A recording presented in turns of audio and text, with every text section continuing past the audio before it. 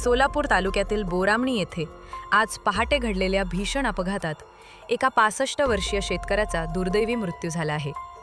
वसंत शंकर आवटे असे मृत शेतकऱ्याचे नाव असून ते आज 15 मे रोजी पहाटे 4:30 वाजण्याच्या सुमारास घराजवळील पाणी टाकीजवळ वॉकिंग करत होते। यावेळी भरधाव वेगाने आलेल्या अज्ञात वाहनाने त्यांना जोरदार धडक दिली। या अपघातात वसंत आवटे गंभीर जखमी झाले।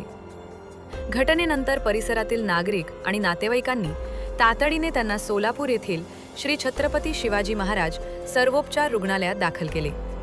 मात्र डॉक्टरांनी उपचारापूर्वीच त्यांना मृत घोषित केले। वसंत आवटे हे बोरामणी गावातील कष्टकरी शेतकरी म्हणून ओळखले जात होते। त्यांच्या अचानक निधनामुळे संपूर्ण गावावर शोककळ पसरली आहे। त्यांच्या पश्चात आई, पत्नी, मुलगा आणि नातवंड असा परिवार आहे। घटनेची माहिती मिळताच नातेवाईक, मित्रमंडळी आणि ग्रामस्थांनी सिव्हिल हॉस्पिटलमध्ये मोठी गर्दी केली होती।